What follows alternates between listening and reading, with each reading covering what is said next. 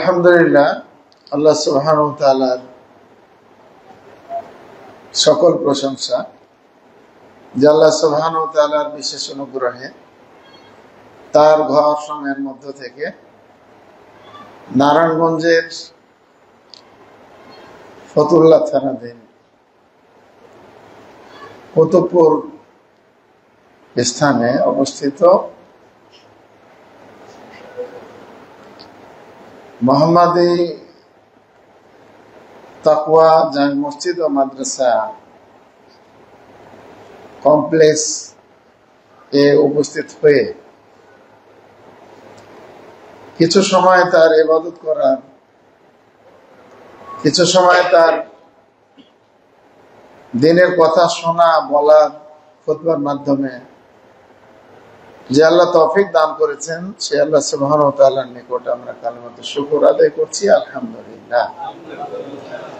সালাতু সালাম আমাদের প্রিয় নবী মুহাম্মদুর রাসূলুল্লাহ সাল্লাল্লাহু আলাইহি ওয়াসাল্লামের প্রতি। আল্লাহুম্মা সাল্লি আলা মুহাম্মদ ওয়া আলা আলি মুহাম্মদ কামা সাল্লাইতা আলা ইব্রাহিম ওয়া আলা আলি ইব্রাহিম ইন্নাকা হামিদুম মাজিদ। اللهم بارك على محمد وعلى آل محمد كما باركت على إبراهيم وعلى آل إبراهيم إنك حميد مجيد। অতঃপর আজকের এই জুমার দিনে জুমার এই খুতবায় যে বিষয়টির উপরে কথা বলবো ইনশাআল্লাহ, সেটি হচ্ছে ফিতনাতুল মাল, সম্পদের ফিতনা, ধন দৌলতের ফিতনা। এই প্রসঙ্গে কোরআন এবং সহিহ সুন্নাহ থেকে কিছু কথা বলবো ইনশাআল্লাহ। আল্লাহ তাআলা আমাকে দলিল ভিত্তিক বোঝার মতো করে বলার, আপনাদের মনোযোগ সহকারে শ্রবণ করার, সর্বোপরি যা বললাম, যা শুনলাম সে অনুযায়ী আল্লাহ তাআলা আমল করার তৌফিক দান করুন। কারণ আমরা অনেক কথা বলি, অনেক কথা শুনি, তবে আমলে পরিণত করি কম। সালাফে সালেহিন তথা সাহাবায়ে কেরাম, তাদের আমলের দিকটা ছিল বেশি। তারা যা শুনতেন সেটা তারা আমলে পরিণত করতেন। এই জন্য তাদের মাঝে বরকত ছিল, তাদের মাঝে আল্লাহ ভীতি ছিল, তাদের মাঝে পরস্পরের মহব্বত ছিল। আমাদের তা একেবারে কমে গেছে। তো আজকের এই বক্তব্যের মাধ্যমে আমরা যেন কিছুটা হলেও কোরআন এবং সুন্নাহর যে মূল ধারা, সাহাবায়ে কেরামের বুঝ অনুযায়ী, আইমায়ে মুজতাহিদিনের বুঝ অনুযায়ী যেন আমরা কিছু আমল করতে পারি। আল্লাহ তাআলা আমাদেরকে সে তৌফিক দান করুন। আমিন। ফিতনা, মা মানাল ফিতনা, ফিতনার অর্থ কি? ফিতনা একাধিক অর্থ আছে। এটা আরবি শব্দ,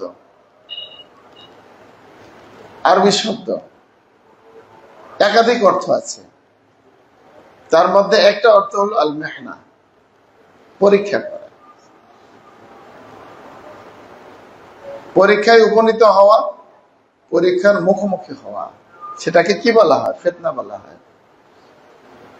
ফিতনা এর অর্থ আবার শিরকের অর্থ আছে।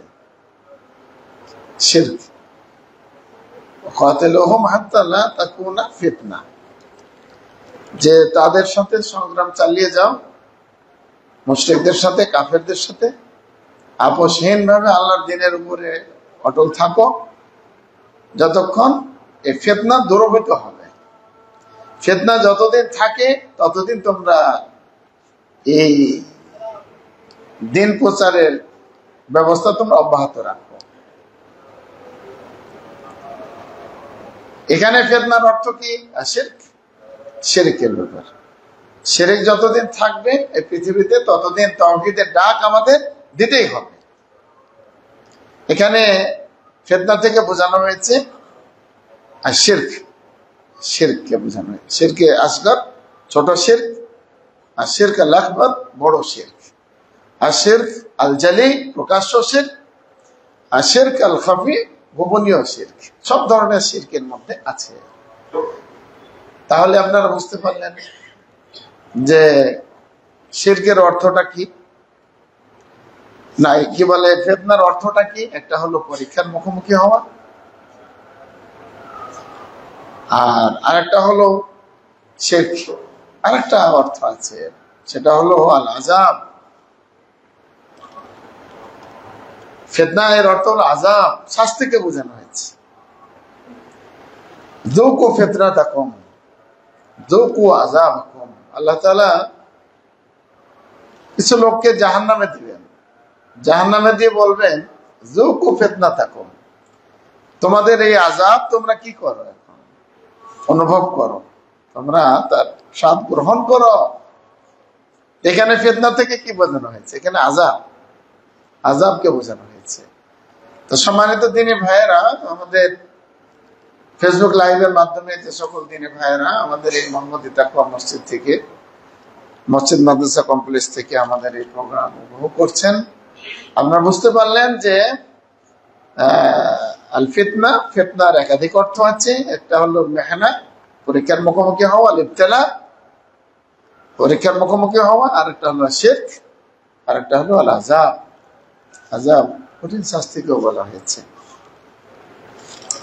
আমি যেটা আপনাকে এখানে বলবো, আযাবের অর্থ এখানে আমরা বলবো না, এখানে শিরকের অর্থটাও বলবো না, যেহেতু বিষয়ের সাথে আমার সম্পৃক্ত হলো আল মেহনা ওয়াল ইবতিলা। তার মানে মালের ফিতনা, মালের ফিতনা মানে মালের কি এটা পরীক্ষা। আল্লাহ তাআলা আমাদেরকে পরীক্ষা করেন, কিসের মাধ্যমে পরীক্ষা করেন? বিল ফাকরি, দারিদ্রতা দিয়ে। আমাদের মধ্যে অসচ্ছল ব্যক্তি আছে, মহিলা পুরুষ আছে। তো অসচ্ছল অবস্থায় রেখে আল্লাহ তাআলা পরীক্ষা করেন আমাদের। প্রয়োজনীয় এমন অর্থকড়ি নাই, এতটুকু পরিমাণ অর্থকড়ি, টাকা পয়সা, ধন দৌলত নাই যে নিজেই নিজের কাজটা, নিজের চিকিৎসা, শিক্ষা, দীক্ষা, প্রয়োজনীয় যা আছে সেটা মেটাতে পারে। এরকম অর্থ না থাকলে তো অসচ্ছল ব্যক্তি।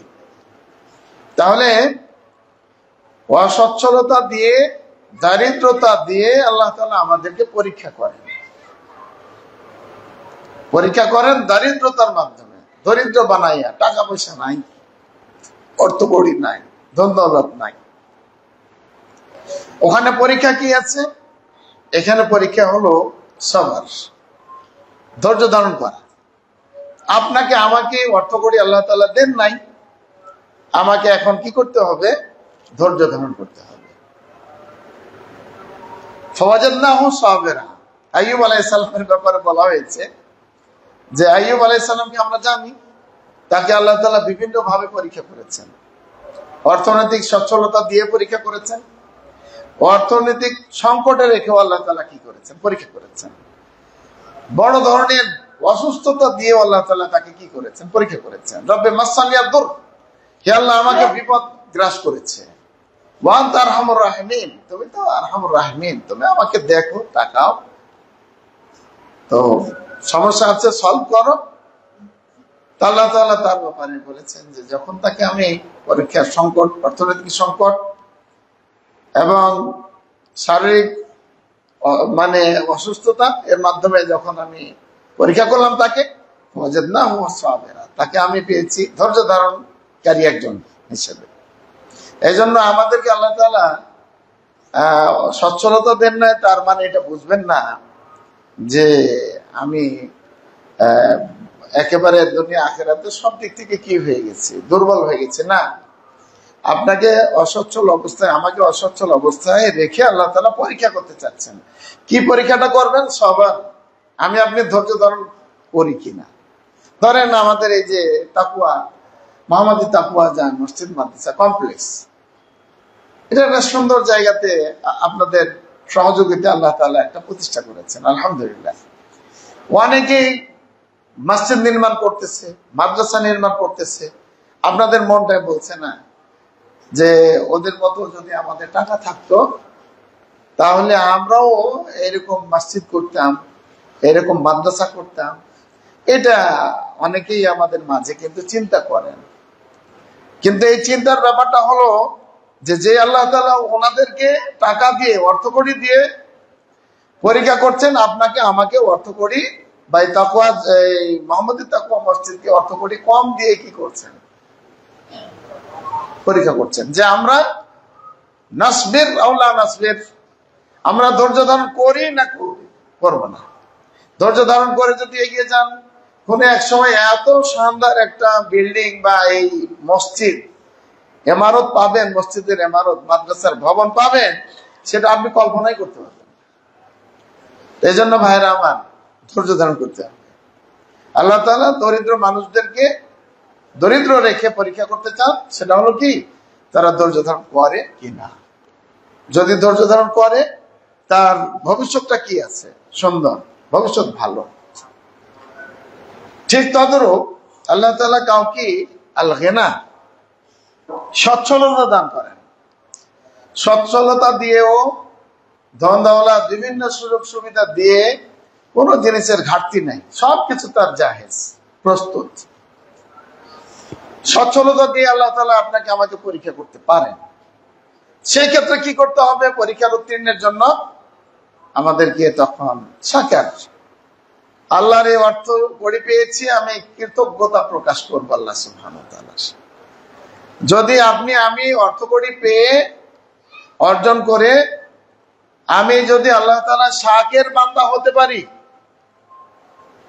কৃতজ্ঞতা প্রকাশকারী বান্দা হিসাবে আল্লাহর কাছে চিহ্নিত হতে পারে, নিজেকে করতে পারি, তাহলে দেখবেন যে আপনার এই নিয়ামত যে আল্লাহ তাআলা আপনাকে ধন দৌলত দিয়েছেন, সেটা স্থায়ী হয়ে যাবে। সেটার মধ্যে কি হবে? বারাকা হবে। আর এর মাধ্যমে আপনার দুনিয়া আখিরাত সুন্দর। আচ্ছা, আমরা কোরআনুল কারীমে বোঝার জন্য বলছি, আপনাদের তো এটা জানা আছে। আল কোরআনুল কারীমে সূরাতুল কাহফে দুই বন্ধুর কথা বলা হয়েছে। একটা গল্প আছে। গল্প বললে হয়তো আপনারা মনে করবেন যে কি, মানে কিসের কথা বলতেছেন, না, একটা গল্পই বললাম। দুই বন্ধু ছিল, দুই বন্ধুর মধ্যে কথোপকথন হয়েছে। সূরাতুল কাহফে ওয়াদরিব লাহুম মাসালা রাজুলাইন, আল্লাহ তাআলা কোরআন কারীমে বলেছেন যে এই মক্কার কাফেরদেরকে দুইজন বন্ধুর কথা গল্প শোনাও। সূরাতুল কাহফে বলেছেন, আপনারা পড়ে নেবেন গল্পটা। তার মধ্যে একজন বন্ধু ছিলেন অসচ্ছল, গরিব, দরিদ্র, তার ধন দৌলত, টাকা পয়সা ছিল না, আর ছেলে মেয়ে সন্তান ছিল না। এখন তো মানুষের সচ্ছলতা, টাকা পয়সা আছে কিন্তু ছেলে মেয়ে নাই, সমস্যা আছে। উনি বড় বেকারদের মধ্যে আছে। আর ছেলে মেয়ে আছে, টাকা পয়সা নাই, ওইটাও হাহাকার, সমস্যা আছে। কি খাওয়াবে, কি পড়াবে, সমস্যা। এই জন্য একজন মানুষকে যদি সচ্ছল বলি আমরা, তাহলে ছেলে মেয়েও থাকবে, নাতি নাতকার থাকবে, অর্থকড়িও থাকবে, তাহলে এই ব্যক্তিটা সচ্ছল, সামাজিক ভাবে ও ভালোই আছে, বোঝা যাবে। তো এই গল্পের মধ্যে একজন, এদের দুইজনের কেসার মাঝে একজন ধনী আর একজন হলো গরিব, অসহায়। দুইজনের কথা আল্লাহ তাআলা বলেছেন। তো এই ধনী ব্যক্তি যে আছে, সে বলেছে যে তার বাগান আছে, অনেক বিশাল এরিয়া নিয়ে বাগান, তার চতুর্পাশে ঝর্ণা প্রবাহিত, অনেক সুযোগ সুবিধা, ছেলে মেয়ে, স্ত্রী সব নিয়ে সুখে শান্তিতে বসবাস করছে। আর এদিকে গরিব অসচ্ছল যে বন্ধু আছে, সে কিন্তু হত দরিদ্রতার মধ্যে, সংকটের মধ্যে চলছে।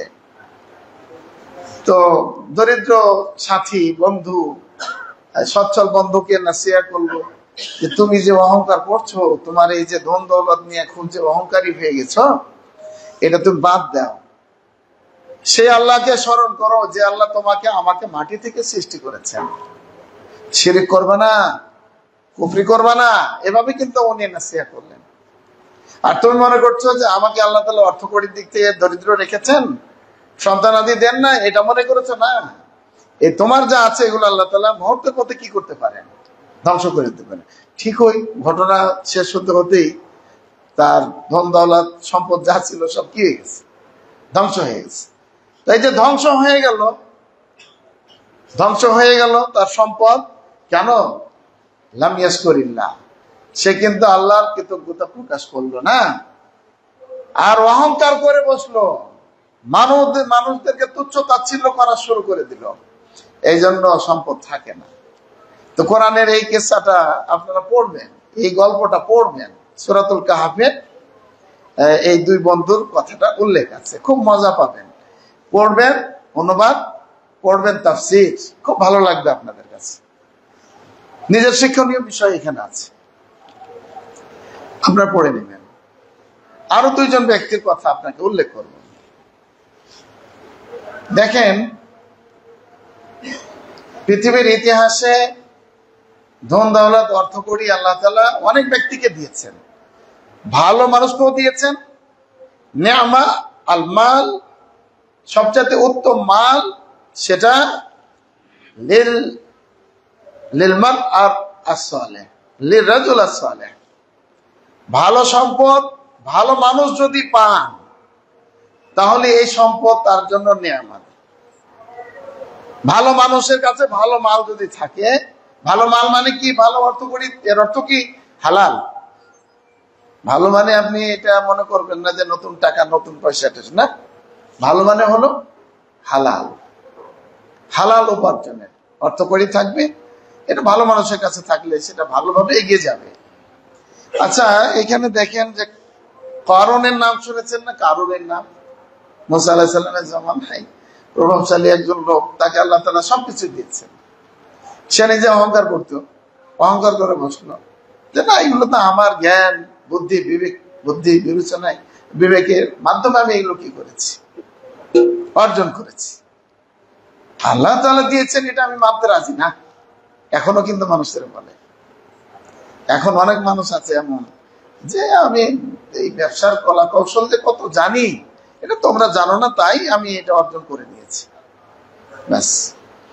তো কারণের কথা তো শুনেছেন, ফাকাসাবনা বিহি ওয়া বিদারিহিল আরদ। আল্লাহ তাআলা বললেন যে এত সম্পদ, অঢেল সম্পদ তাকে দেয়া হলো, দিলাম, তার নাশুকরির কারণে, অকৃতজ্ঞতার কারণে তাকে এবং তার এই বাড়ি গাড়ি যা আছে সব আমি কি করে দিলাম, জমিনে একেবারে ধসিয়ে দিলাম, সব শেষ করে দিয়েছি। সেও মরল, তার সম্পদও শেষ। কেন? কারণ কি? ও আহসান কামা আহসানাল্লাহু ইলাইক ওয়ালা তানসা নাসিবাকা মিনাদ দুনিয়া।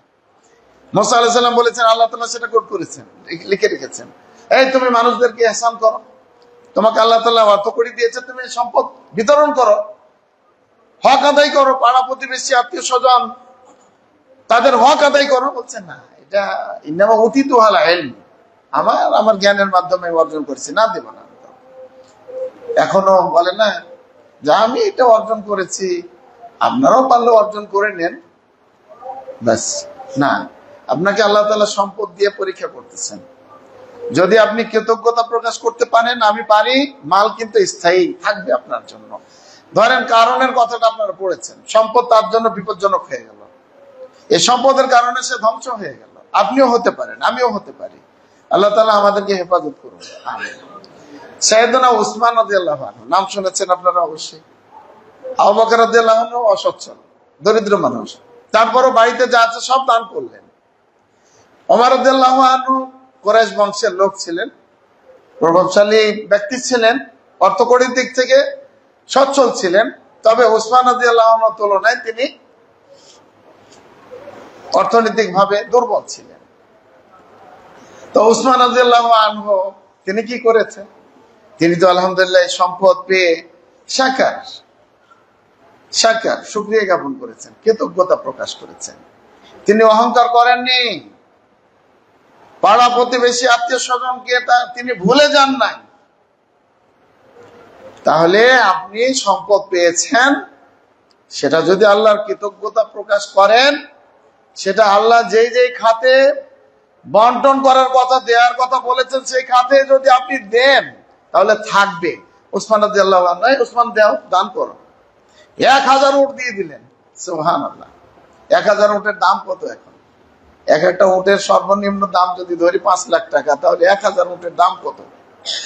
একটু চিন্তা করলে তো বোঝা যায়, কয়েক কোটি টাকা হয়ে যাবে। তখন আবার দান করো, আরো দিলাম 1000 উট। সুবহানাল্লাহ। এভাবে কত যে দিয়েছেন তিনি, দান করেছেন। উট দান করেছেন, ঘোড়া দান করেছেন, স্বর্ণ মুদ্রা দান করেছেন, রৌপ্য মুদ্রা দান করেছেন, জায়গা জমি আল্লাহর রাস্তায় কি করে দিয়েছেন, দিয়ে দিয়েছেন, খরচ করেছেন। আল্লাহর কাছে কৃতজ্ঞ বান্দা হিসেবে ছিলেন। তার অর্থনৈতিক সচ্ছলতা তার জীবনটার সাথে খুবই ভালো ছিল, আলহামদুলিল্লাহ ছিল। সাইয়েদনা আব্দুর রহমান বিন আউফ রাদিয়াল্লাহু আনহু, সুবহানাল্লাহ। আব্দুর রহমান বিন আউফ রাদিয়াল্লাহু আনহু মক্কা থেকে মদিনায় যখন হিজরত করে গেলেন, সে সময় তো তার হাতে কিছুই নাই। সাদ বিন রবি রাদিয়াল্লাহু আনহু মাদানী সাহাবী, মদিনার আনসারী সাহাবী। সাদ বিন রবিকে বললেন, তুমি তার জায়গা নিয়ে নাও, লজিং নিয়ে নাও। আমরা যেটা বলি না, লজিং নাই। ভ্রাতৃত্ব বন্ধন স্থাপন করে দিলেন, থাকা শুরু হয়ে গেল। এখন লজিং এর বাড়িতে থাকতেছেন আব্দুর রহমান মিনা, তার হাতে কিছু নেই, টাকা পয়সা নেই, কিছুই নেই, অসচ্ছল অবস্থা। কিন্তু আমাদের সাদ বিন রবি রাদিয়াল্লাহু আনহু তিনি বললেন, দেখো ভাই, আমার যা সম্পদ আছে এই সম্পদ অর্ধেক তোমাকে দিয়ে দিব। এখন কি দেয় কেউ? আছে, দিবে না কেন? দেয় এখনো। এই যে মোহাম্মদ তাকওয়া জাহ মসজিদ হলো, এটা দিনী ভাইরা দেওয়া দিতে হয়েছে, আলহামদুলিল্লাহ। এখনো আল্লাহর বান্দা দেয় নাই তা বলবো না, এখনো আল্লাহর বান্দিরা আছে। অল্প কিছু বিনিময়ের মাধ্যমে দেয়, না কেউ লিল্লাহ আল্লাহর জন্য দিয়ে দেয়। সুবহানাল্লাহ। বা নিজের একেবারে প্রিয় জায়গাটা, নিজের বাড়ি, ভবিষ্যৎ ছেলে মেয়েদের জন্য রাখার কথা, সেটা আল্লাহর দ্বীনের জন্য দিয়ে দেয়। তো এভাবে আমাদের আব্দুর রহমান বিন আউফকে বললেন যে আমার অর্ধেক সম্পদ তুমি নিয়ে নাও। সাহাবায়ে কেরাম ইতিহাস তৈরি করে দিয়ে গেছেন, সৃষ্টি করেছেন। এই ইতিহাস আর জীবনে কেউ দিতে পারবে না। তারপরে আমার 2 জন স্ত্রী আছে, তোমার তুমি অপরিচিত লোক, তোমার এখানে হয়তো কেউ বিয়ে শাদীর ব্যাপারে রাজি হবে না কোনো মহিলা। তা আমার 2 জন স্ত্রী আছে, 2 জন স্ত্রীর মাঝে একজনকে যেটা তুমি পছন্দ করো, যাকে আমি তালাক দিয়ে দেব। তালাক দেওয়ার পরে, ইদ্যতের পরে তুমি আবার তাকে সাথে নিয়ে ঘর সংসার করো, তাহলে পরিবারও তোমাকে দিতেছি, আর তোমার অর্থ কড়িও দিতে, তুমি নিয়ে নাও। সাদ বিন রবি ধনী ব্যক্তি ছিলেন, আনসার সাহাবীদের মাঝে সবচেয়ে বড় ধনী ছিলেন তিনি। আল্লাহ তাআলা তাকে সম্পদ দিয়েছিলেন। আব্দুর রহমান বললেন যে না, বারাকাল্লাহু ফি আহলিকা ওয়া মালিকা, আল্লাহ তাআলা তোমার পরিবার এবং অর্থকড়িতে বারাকা দান করুক। এখন আমরা হলে তো দেন দেন ভাই, তাড়াতাড়ি দেন, রেজিস্ট্রি কখন করবেন, রেজিস্ট্রি করে দেন, তাড়াতাড়ি অর্ধেক সম্পদ দেন, না হলে না একটু পরে নাও, 2 দিন পরে, তাহলে রাতে হয়তো ও তাকে হত্যা করে তার টাকা পয়সা নিয়ে উধাও হয়ে যাবে, নাউজুবিল্লাহ। ইতিহাস পুরা। তো উনি বললেন যে আল্লাহ তাআলা আপনার সবকিছু বারাকা দান করুক, আপনি আমাকে আপনাদের বাজার দেখিয়ে দেন। বাজার, আমি ব্যবসায়ী, মক্কার লোকেরা ব্যবসায়িক ছিলেন, যেমন নারায়ণগঞ্জ, নরসিংদী, ঢাকার লোকেরা ব্যবসায়িক না, এরা কৃষি কাজ অত বুঝে না। তো অন্য অন্য এলাকা, কিশোরগঞ্জ চলে যান, আপনি ওখানে বললেন যে ব্যবসা বুঝে, ওরা হলো কৃষি কাজ বুঝে। উত্তরবঙ্গ চলে যান, কৃষি কাজ বুঝে তারা। তো এক এক এলাকাতে এক একটা আছে। তো মদিনার লোকেরা ছিলেন কৃষি কাজে অভ্যস্ত, তারা চাষি ছিলেন। আর মক্কার লোকেরা ছিলেন কি, তারা ব্যবসায়ী ছিলেন। তো আব্দুর রহমান বিন আউফ রাদিয়াল্লাহু আনহুর হাতে টাকা পয়সা নেই। উনি বললেন যে অল্প কিছু পুঁজি আছে, সেটা নিয়ে আমি কাজ করব, একটু করেন, আমাকে বাজার দেখিয়ে দেন। আচ্ছা ঠিক আছে, চলো বাজার, অমুক বাজার, কাইনুকা। কয়েকটা বাজার ছিল, হাট, মেলা বসতো, মানে হাট আর কি। হাটে যাওয়া আসা শুরু হলো। কি ঘি বিক্রি করা শুরু করলেন, উন্নত মানের খাবার। খেজুর বিক্রি করা শুরু করলেন, উন্নত মানের খাবার। আকেত মানে পনির বিক্রি করা শুরু করলেন। অল্প দিনের মধ্যেই তার অর্থনৈতিক সচ্ছলতা এসে গেছে, আলহামদুলিল্লাহ। এই জন্য ব্যবসায়িক যারা আছে, আল্লাহ তাআলা যদি তার সহায়ক হন, তাহলে তিনি খুব দ্রুত কি করতে পারেন, উন্নতি সাধন করতে পারেন, আল্লাহ তাআলা তৌফিক দিলে। অল্প কিছুদিনের পরে বিয়ে শাদী করে রাসূলের সামনে হাজির। আরে তুমি কি করেছো? না, বিয়ে শাদী করেছি। তো এখন বিয়ে করেছো তো কি দিয়েছো, মহারানা কি? তো অল্প স্বর্ণের কিছু পরিমাণ স্বর্ণ দিয়েছি। আচ্ছা তাহলে ওলিমা করো, আওলেন ওলাও বেসাতিন। তুমি তাহলে কি করো, একটা ছাগল হলো একটা ওলিমা দাও, যেটা এখন আমাদের ওলিমা বলে না, মুসলিম পরিভাষায় এখন কি হয়ে গেছে, বউ ভাত। নওজুবিল্লাহ, বউ ভাত হলো হিন্দুদের কথা। এই যে দাওয়াতি কার্ডে লেখে বউ ভাতের আয়োজন করা হয়েছে, আমার ছেলে ও মুখের বউ ভাতের আয়োজন করা হয়েছে। নওজুবিল্লাহ, এই বউ ভাত হলো হিন্দুদের প্রথা। হিন্দুদের প্রথা মুসলিমদের এই ইতি দখল করে নিয়েছে। বউ ভাত না, ইসলামী পরিভাষা হলো ওলিমা। ওলিমা অর্থ কি, তামুল উরস। বিবাহ বন্ধনে আবদ্ধ হওয়ার পরে বর পক্ষ থেকে যে খাবার পরিবেশন করা হয়, সেই খাবারকে কি বলা হয়, সে খানাকে কি বলা হয়, ওলিমা বলা হয়। ওলিমা বলবো আমরা, আমাদের ইসলামী সংস্কৃতি গুলো ধরে রাখবো।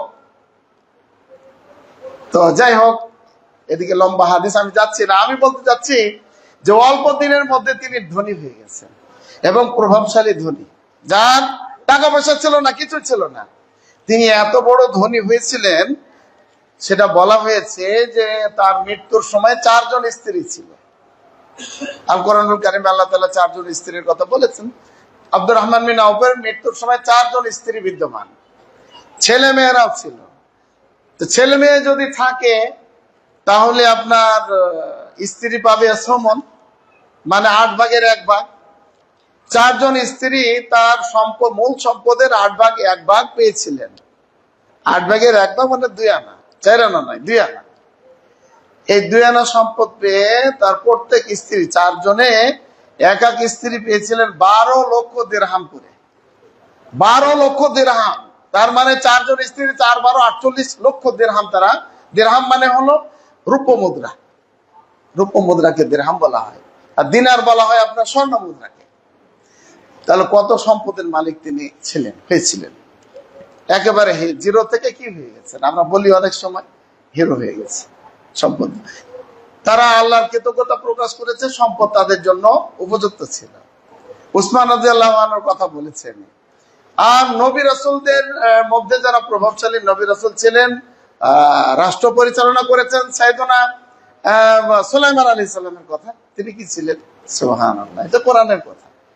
এই জন্য ভাইরা আমার, আমাকে আপনাকে আল্লাহ তাআলা সম্পদ দিয়ে পরীক্ষা করতে পারেন, কৃতজ্ঞতা প্রকাশ করতে হবে, আর অহংকার করা যাবে না। আর সম্পদ কম থাকলে সেই ক্ষেত্রে ধৈর্য ধারণ করতে হবে, নিরাশ হওয়া যাবে না। আল্লাহ তাআলা আমাদের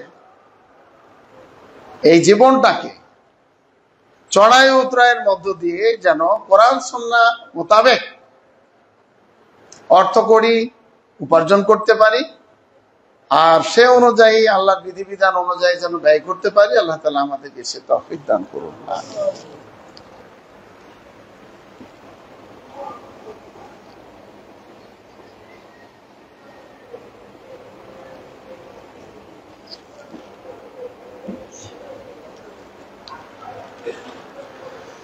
ইন্নাল হামদালিল্লাহ ওয়াসসালাতু ওয়াসসালামু আলা রাসূলিল্লাহ, আম্মা বা'দ।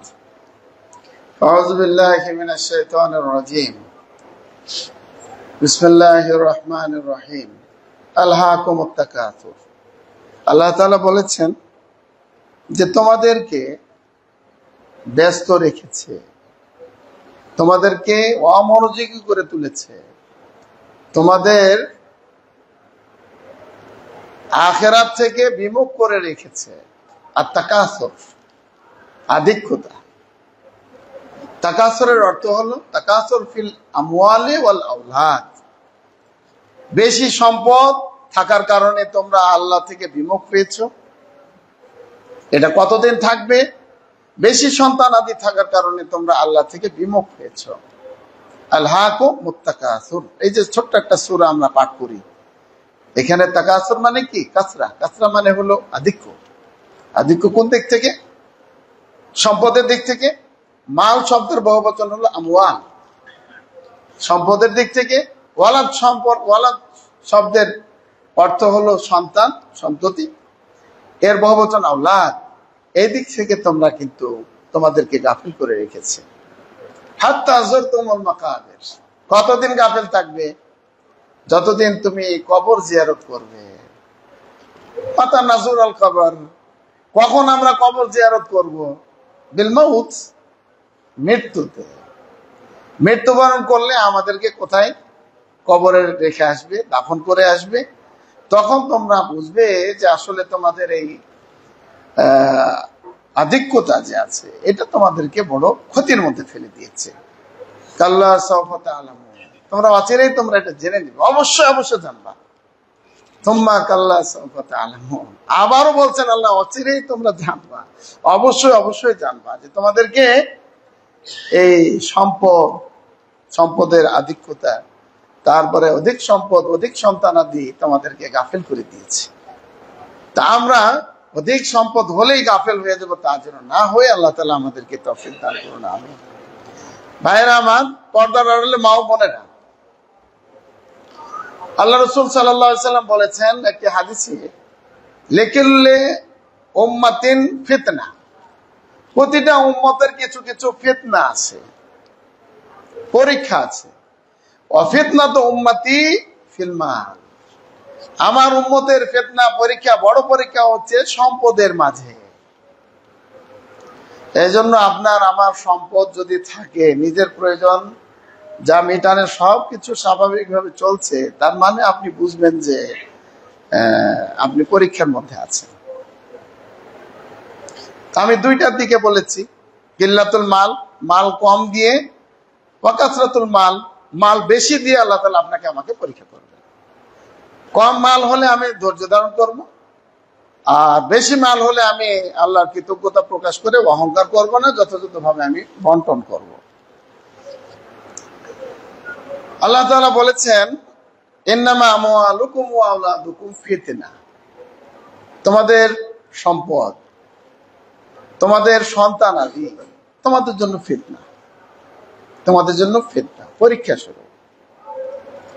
ইয়া আইয়ুহাল্লাযীনা আমানু, হে ঈমানদাররা, লা তুলহিকুম, তোমাদেরকে যেন অমনোযোগী না করে তোলে, গাফেল না করে দেয়, আমওয়ালুকুম, তোমাদের সম্পদ, ওয়ালা আওলাদুকুম, এবং তোমাদের সন্তান সন্ততি, আন যিকরিল্লাহ, আল্লাহর জিকির থেকে।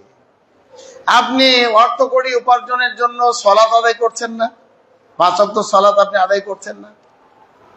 আপনি সম্পদ অর্জনের জন্য আত্মীয় স্বজনের বাড়িতেও যাচ্ছেন না, যোগাযোগ রাখছেন না। সম্পদ অর্জনের জন্য আপনি আপনার অন্যান্য হক যা আছে, আহাল পরিবার, প্রতিবেশীর, মসজিদ, মাদ্রাসা, ইসলামী জলসার হালাকাত, আপনি হক আদায় করছেন না। তাহলে বুঝলেন যে আপনি ফিতনার মধ্যে আছেন। আপনাকে আমাকে ফিতনা থেকে বেরিয়ে আসতে হবে। দেখেন, এই মাল সম্পদ, এই যে ধন সম্পদ, টাকা পয়সা, অর্থ কড়ি উপার্জনের জন্য আমরা অনেকে নিজে দিন বিক্রি করে দিই। দিন বিক্রি করিলে আপনারা অনেকে ব্যবসায়িক আছেন। কিভাবে দিন বিক্রি করে জানেন? সেটা হলো যে আল্লাহ রাসূল সাল্লাল্লাহু আলাইহি সাল্লাম বলেছেন, ইসবিহু আর-রাজুল মুমিনান, সকালে মুমিন, ওয়া ইউমসি কাফিরা, সন্ধ্যাবেলায় কাফের।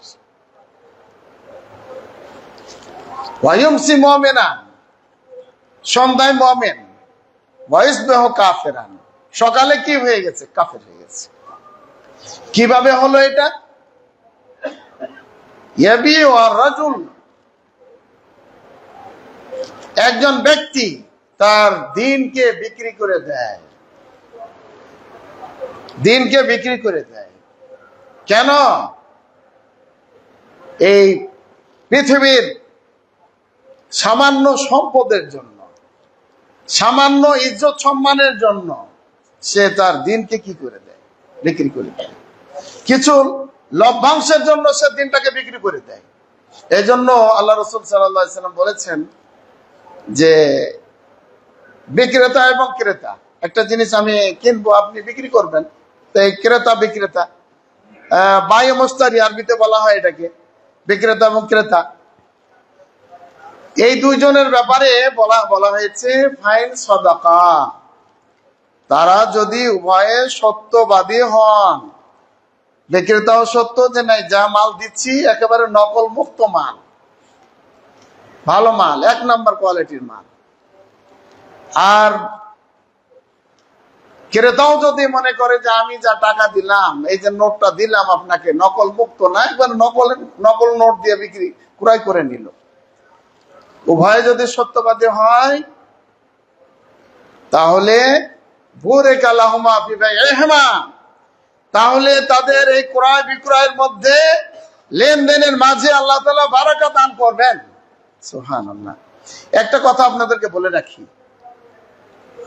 কিল্লাতুল মাল, মাল কম হোক, কাসরাতুল মাল, মাল বেশি হোক, এর মধ্যে কিন্তু আপনার কি নাই, মাল এই বেশি কম এটা না। কিন্তু বরকতটা হবে যে মাল যদি কমও থাকে, দেখবেন না ইমাম সাহেবের বেতন কত পায়, অল্প বেতন পায়, এর মাঝে আপনারা বরকত পান না। তারপর তো মাস ঠিক মতো চলছে, একটা ঋণও নিচ্ছে না।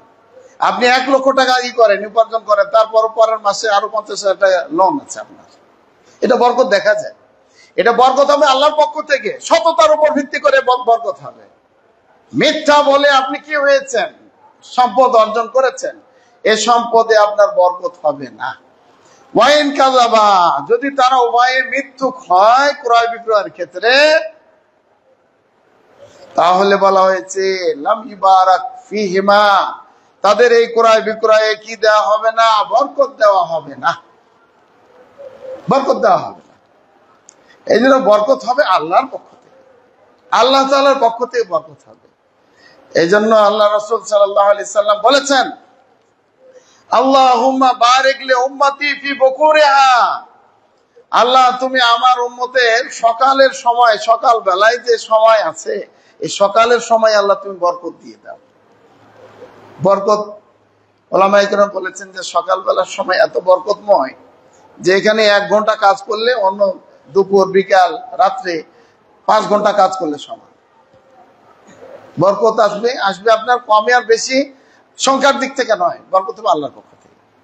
এই জন্য সম্মানিত দিনী ভাইরা, আমরা চাই যে আমাদের ধন সম্পদে যেন কি থাকে, বারাকা থাকে। ওইটা, এই সম্পদ অর্জন করতে গিয়ে আমাদের অনেক সময় আমরা অস্থির হয়ে যাই। আল্লাহ রাসূল সাল্লাল্লাহু আলাইহি সাল্লাম বলেছেন, শোনো, মাল ফাকরু আখশা আলাইকুম, তোমাদের ব্যাপারে আমার ভয় এই ব্যাপারে না যে তোমরা দরিদ্র আছো, ইন্নামা আখশা আলাইকুম, তোমাদের ব্যাপারে আমার ভয় হচ্ছে আনতুম সাতা দুনিয়া আলাইকুম, তোমাদের জন্য পৃথিবীটা একেবারে উন্মোচন করে দেওয়া হবে, মানে কি হয়ে যাবে, মানে অনেক প্রশস্ত হয়ে যাবে, উপার্জনের খাত অনেকগুলো ক্ষেত্র তোমার তৈরি হয়ে যাবে। তখন এই যে যত ক্ষেত্র তৈরি হয়েছে উপার্জনের, এখন কত খাত, কত চাকরি বাকরির বা ব্যবসা বাণিজ্যের কত দিক আছে, এখন এটা তোমাদেরকে তাহলে কম তোমাদেরকে ধ্বংস করে দেবে। কামা আহলাকাত মান কানা মান ইয়ানি ক্বাবলাকুম, তোমাদের পূর্বে যারা ছিল তাদেরকে যেমন ধ্বংস করেছে পৃথিবী, তোমাদেরকে ধ্বংস করে দেবে। এই জন্য সম্পদ যখন আপনি কি করবেন, উপার্জন করবেন, সে সময় অবশ্যই সেটা যেন বৈধ পন্থাতে উপার্জন হয় এবং বৈধ পন্থাতে যেন আপনি খরচ করেন, সেটা আপনার থাকতে হবে। এই ব্যাপারে আল্লাহ রাসূল সাল্লাল্লাহু আলাইহি ওয়াসাল্লাম একটি হাদিস আপনারা শুনেছেন। আল্লাহ রাসূল সাল্লাল্লাহু আলাইহি ওয়াসাল্লাম বলেছেন যে 5টি অথবা 4টি প্রশ্নের উত্তর দেওয়ার আগে কোন আদম সন্তান 1 কদম আগাতে পারবে না। পড়েছেন মাশহুর প্রসিদ্ধ হাদিস। তার মধ্যে একটা আছে না যে তার মাল সম্পর্কে জিজ্ঞাসা করা হবে, তাকে তার সম্পদ সম্পর্কে জিজ্ঞাসা করা হবে। কোথা থেকে উপার্জন করেছো, মিন আইন ইকতাসাবাহু, কোথা থেকে উপার্জন করেছো, আমিন আই ওয়া ফিমা আনফাকাহু, কোথায় সে ব্যয় করেছে, সেটা এখানে কি করা হবে, তাকে হিসাবের আওতার মধ্যে ফেলা হবে। দেখেন, হারাম উপার্জনটা আসে কোথা থেকে?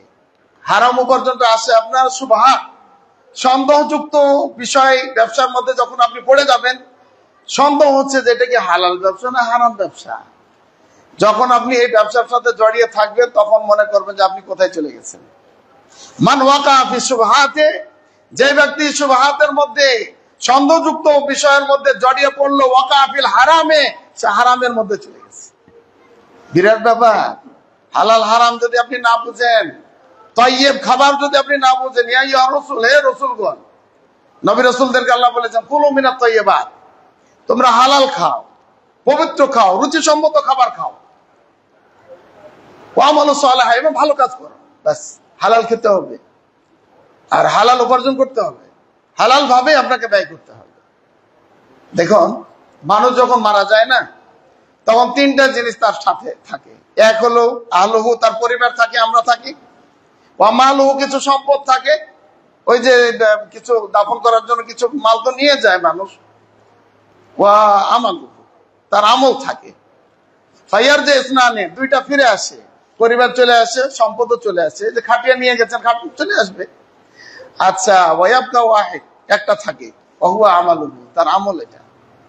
এই জন্য ভাইয়েরা আমার, এই আমলটা ভালো করতে হবে। আর আমলটা ভালো হবে তখনই যখন আপনার হালাল উপার্জন হবে। আর হালাল উপার্জন হবে তখন যখন আপনি সত্যবাদী হবেন। আর হালাল উপার্জন তখনই থাকবে যখন আপনি সন্দেহযুক্ত বিষয় আপনি জড়াবেন না। আসুন না, আমরা সবাই হালাল উপার্জন করি আর হালাল পন্থাতে আমরা খরচ করি, ব্যয় করি। এই যে বর্তমানে দেখেন, এখন সময় যাচ্ছে 2024 সাল শেষ হবে। 2024 সালের এই বিদায় তো আর মাত্র কয়টা দিন আছে। এখন থেকে হয়তো অনেক যুবক যুবতী, অনেক মুরব্বীরা, অনেক ব্যবসায়িকেরা এই যে 31st নাইট পালন করার জন্য অনেক পরিকল্পনায় গেছে। এটা করব, ওইটা করব, এটা করব, আয়োজনের শেষ নাই। আচ্ছা বলেন, আপনি যদি হালাল উপার্জন করে থাকেন, তাহলে হারাম পন্থাতে আপনি ব্যয় করবেন কিভাবে? অবশ্যই গান বাজনা বাজানো, এই যে বর্ষ বরণ করা, বর্ষ বিদায় জানানো, এটা কোনোভাবেই শরীয়ত সম্মত নাই। আল্লাহ রাসূল সাল্লাল্লাহু আলাইহি সাল্লাম কি বর্ষ বরণ করেছেন? যে নবীন বরণ, নববর্ষ বরণ করে নিলাম রাত 12টা 1 মিনিটে। এটা রাসূলের প্রথা না। ওই রকমই এই যে আপনার বিভিন্ন আয়োজনের মাধ্যমে এই সমাজকে বিশৃঙ্খলা, এই কলুষিত করা বা অসুস্থ বানানোর যে পদ্ধতিগুলো আছে, এগুলো আপনাকে বন্ধ করতে হবে। বুঝতে পেরেছি আমরা যে সম্পদ আমাদের জন্য বরকত নিয়ে আসবে যদি আল্লাহ দেন। তাহলে সম্পদ যদি আমাদেরকে আল্লাহ তাআলা বেশি দেন, আমরা আল্লাহ তাআলার কাছে দোয়া করব যে আল্লাহ তাআলা হয়তো আমাদেরকে বরকত দিবেন ইনশাআল্লাহ। আর সম্পদ যদি কমও হয়, তাহলে সেখানে আমাদের ধৈর্য ধারণ করতে হবে, ধৈর্য ধারণ করতে হবে। আল্লাহ রাসূল সাল্লাল্লাহু আলাইহি সাল্লাম বলেছেন যে ওয়ায়ুসিরুনা আলা আনফুসিহিম ওয়ালাউ কানা বিহিম খাসাস, আল্লাহ কোরআনে বলেছেন। রাসূলকে শিক্ষা দেওয়া হলো যে নিজের প্রয়োজন থেকে অন্যকে প্রাধান্য দেওয়া। আপনার সম্পদ থাকলে আপনি নিজেই সবকিছু ভোগ করবেন। ফি আমওয়ালিহিম হাক্কুল লিসাইল ওয়াল মাহরুম, যারা সওয়াল করতে আসে, যারা বঞ্চিত ব্যক্তি, তাদেরও তাদের সম্পদে, মুমিনদের সম্পদে কি আছে? অংশীদারিত্ব আছে, তাদেরও হক আছে। এই হকগুলো আপনাকে আমাকে দিতে হবে। যদি দেন, তাহলে আল্লাহ তাআলা আপনার মালে বরকত দিবে এবং এই সম্পদ আপনার জন্য ভালো কিছু দুনিয়াতেও করবে, আখিরাতেও করবে। দেখেন, একটা হাদিস আপনাকে বলে শেষ করছি। সেটা হলো যে দিনের ক্ষেত্রে, আমলের ক্ষেত্রে, ইবাদতের ক্ষেত্রে আপনি আপনার থেকে উপরের ব্যক্তির দিকে তাকাবেন। দিনের ক্ষেত্রে যেমন অমুক ব্যক্তি 5 ওয়াক্ত সালাত নিয়মিত আদায় করছে, জামাতে সালাত আদায় করছে, কোরআন তেলাওয়াত করছে, দান করছে, তারপরে সকাল সন্ধ্যার দোয়াগুলো পড়ছে, ফরজ সালাতের পরে জিকির আজকার দোয়া কালাম যা আছে সেটা পড়ছে, ঘুমের সময়ের দোয়া পড়ছে, ঘুম থেকে জাগ্রত হওয়ার পরে দোয়া পড়ছে, যাবতীয় আমল সে করছে।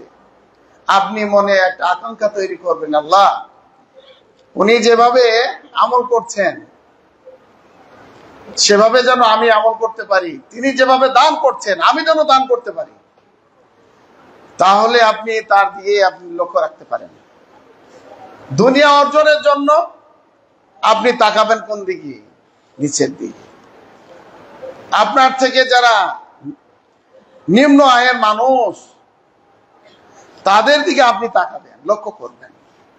তাহলে আপনি আল্লাহ তাআলার নিয়ামতগুলো নিজের ভিতরে নিয়ে আসতে পারবেন, শুকরিয়া জ্ঞাপন করবেন। এই জন্য আল্লাহ রাসূল সাল্লাল্লাহু আলাইহি ওয়াসাল্লাম লা তানজুরু ইলা মান হুয়া ফাওকাকুম, তোমাদের উপরে যারা আছে, আয়ের দিক থেকে যারা তোমাদের থেকে ঊর্ধ্বে আছে, তাদের দিকে তোমরা তাকাইও না। অনজুরু ইলা মান হুয়া আসফাল মিনকুম, তোমাদের নিম্ন আয়ের দিকে তোমরা তাকাও, তোমাদের চাইতে যারা নিম্ন আয়ের মানুষ তাদের দিকে তোমরা তাকাও। সম্মানিত দিনী ভাইরা, আজকাল যে মারামারি, এই যে হিংসা বিদ্বেষ, এটা কেন? ও দেখে যে অমুকে এত টাকা ইনকাম করলো, আমি পারলাম না, এই জন্য তার ভিতরে হতাশা কাজ করে, টেনশনে পড়ে গেছে, অস্থির। এই অস্থিরতার দিকে যাওয়া যাবে না ভাই। আসুন না আমরা সকলে মিলে একটা নতুন ভাবে চিন্তা করি যে আমাদের সম্পদ আল্লাহ তাআলার, এটা নিয়ামত, এই সম্পদ যেন তার নিয়ামতকে আল্লাহ তাআলার কাজেই যেন ব্যয় করতে পারি, প্রয়োজনীয় যা আছে সেটার জন্য ব্যয় করতে পারি। তাহলে আপনার দোয়া কবুল হবে, তার সালাত আপনার কবুল হবে, সব ইবাদতবন্দি কবুল হবে, অন্যথায় কিচ্ছু হবে না।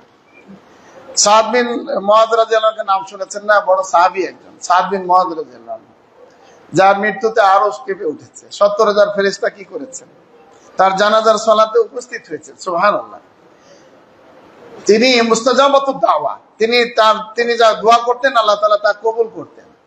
তো তাকে বলা হলো যে আপনি যে মুস্তাজাবাতুদ দাওয়া, আপনি দোয়া করেন যেটা আল্লাহর কাছে, সেটা আল্লাহ কবুল করেন, ব্যাপার কি?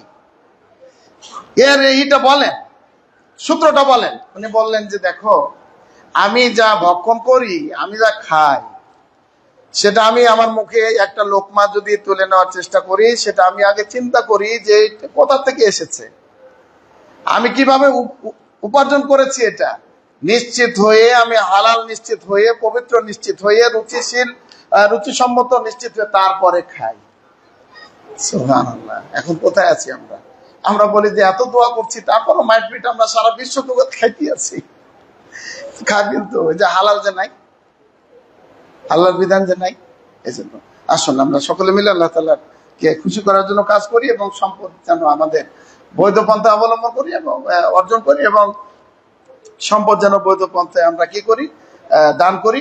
তাহলে আমরা একটা হাদিসের উপরে হয়ে যাবে, একজন ব্যক্তির অর্থকড়ি আছে, টাকা পয়সা দিচ্ছে, দান করছে, আপনার কাছে টাকা পয়সা নাই, আপনি বলছেন তার মতো অর্থকড়ি যদি থাকতো, ইলম কালাম থাকতো, তাহলে আমি কি করতাম, দান করতাম। তাহলে সওয়াবের দিক থেকে দুজনই সমান হয়ে গেলেন।